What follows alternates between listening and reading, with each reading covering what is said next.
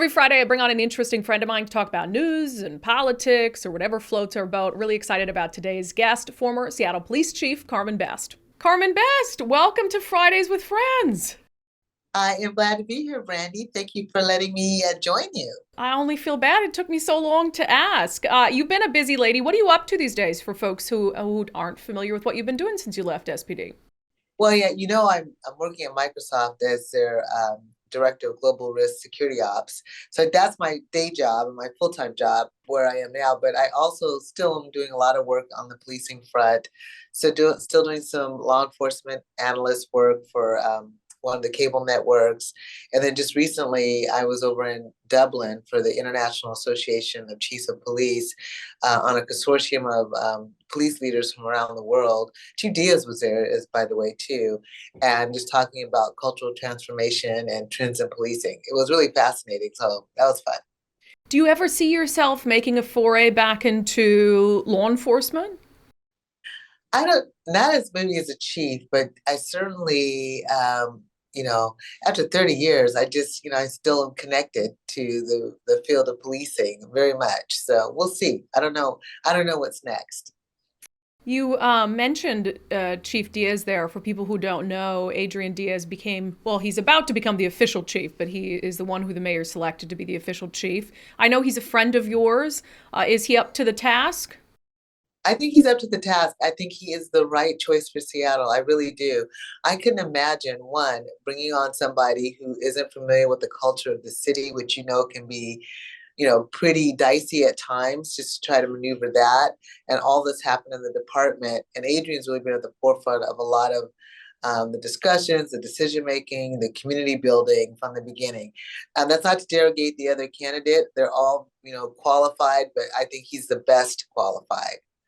One of the criticisms I know people have had of him is that, when you were in the running to be chief, you had done so many things in the department. Had so many other roles, out in the field. And I know some people have criticized that maybe he hasn't done as much field work as some chief candidates have. Do you think that's a fair criticism?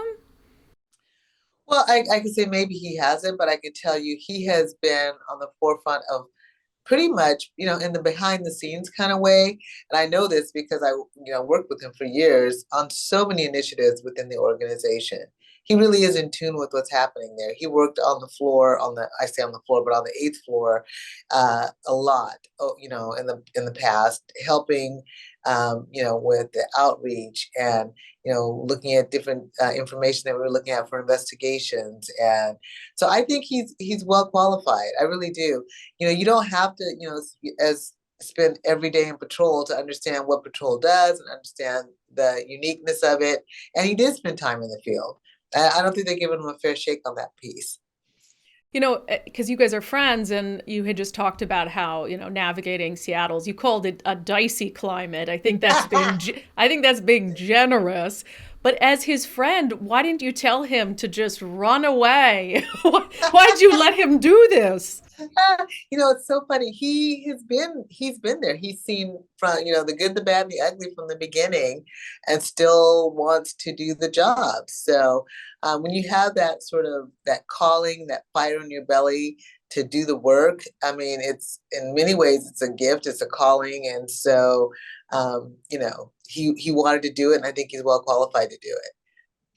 It's been, gosh, it's so funny because it feels like time has flown by, but it's been about 2 years since you left SPD. Is that right? 2 years.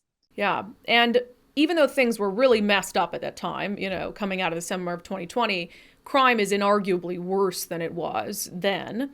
Violent crime in particular has gone up. What do you make of the state of crime in the city that you used to be the chief for? Well, people get mad at me, but I say some of this was really predictable in my view.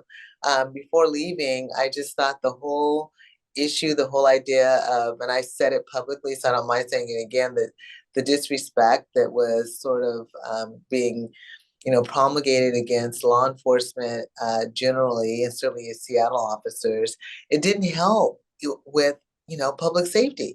And I could have told you from the beginning, less officers is not going to make us any safer. And just this morning, I heard Chief Diaz say they've lost over the last 2 or 2.5 years, 475 officers.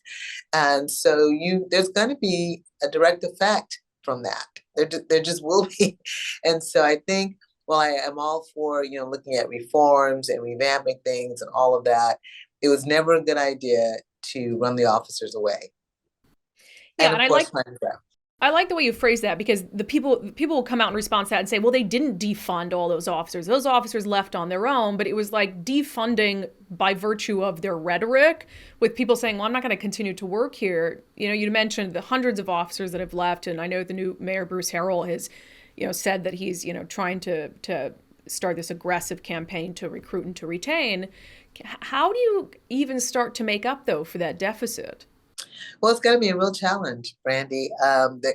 You have no choice but to try, but I think they're going to have to look at, how they're going to, help market and brand and get so people will actually apply for the job, and treat the people who are there well so they don't continue leaving in droves.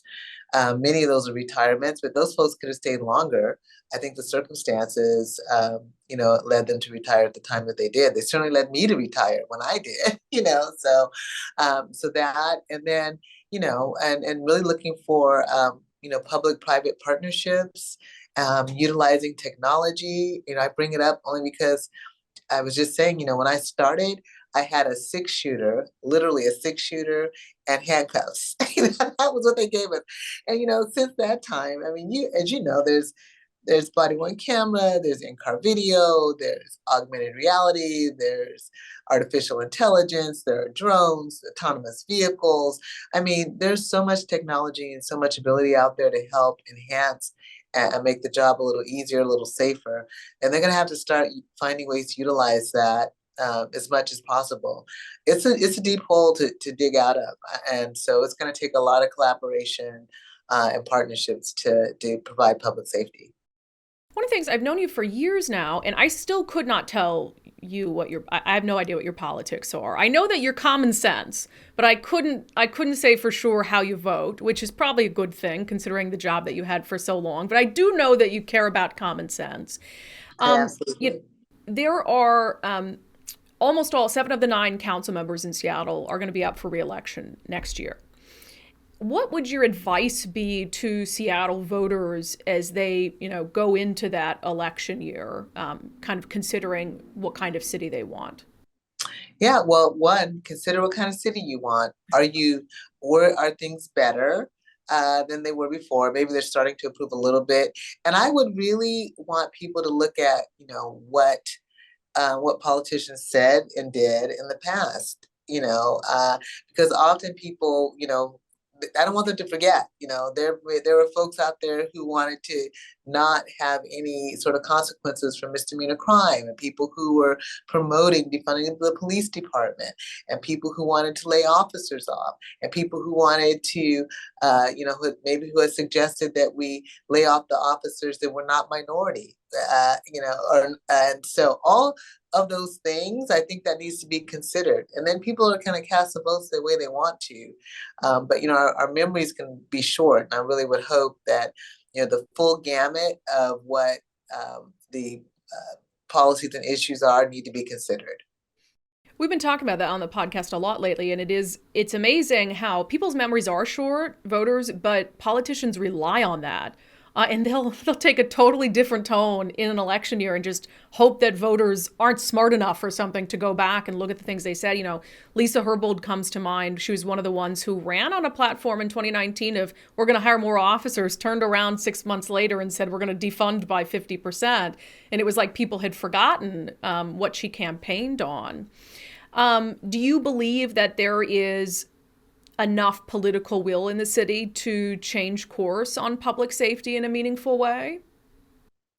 I do. I mean, I sat in a meeting today, and so many people, just like you, just like me, care deeply about the city, about public safety, about quality of life issues, and some of it's definitely police related, but some of it is also dealing with mental health and drug addiction and poverty and all those things, and the intersection of all that, and let's just not all dump it on the cops to handle. It's got to be, there have to be other resources there. I think people want to see, they want to see that kind of change. I was just reading today, and I'm talking to a friend of mine where there's an article that said people are leaving Los Angeles and San Francisco because of the quality of life issues, the things we're talking about now.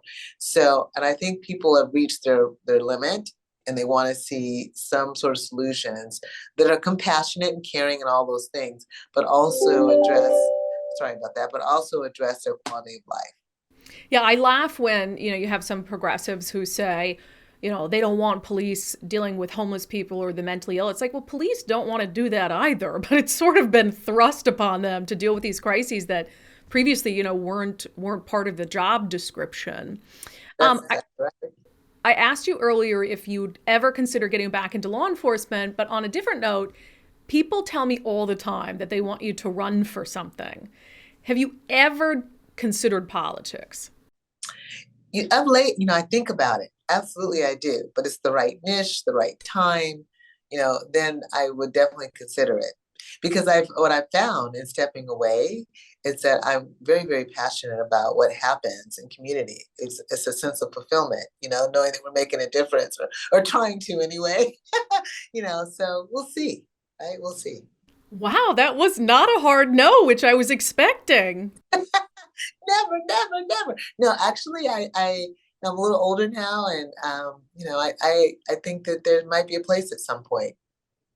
I love that, man. There's a U.S. Senate seat up for grabs in 2024 that would just have your name right on it. So when you want to run for something, I'm all in on Team Carmen. Thanks, Brandi. You last time we had you on, we talked about your book.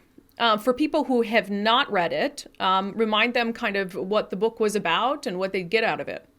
Yeah, it's Black in Blue, leadership lessons on breaking barriers and racial reconciliation.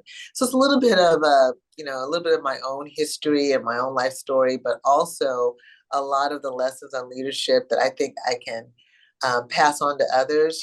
We all have a story, but I think there's some real key lessons that I've learned over time, and I'm still learning in some ways. And I talk a bit about the chop and the chaz and what it was like to sort of go through that period of time in Seattle. I don't give every single detail, but I think a pretty decent overview. And is there a second book in your future?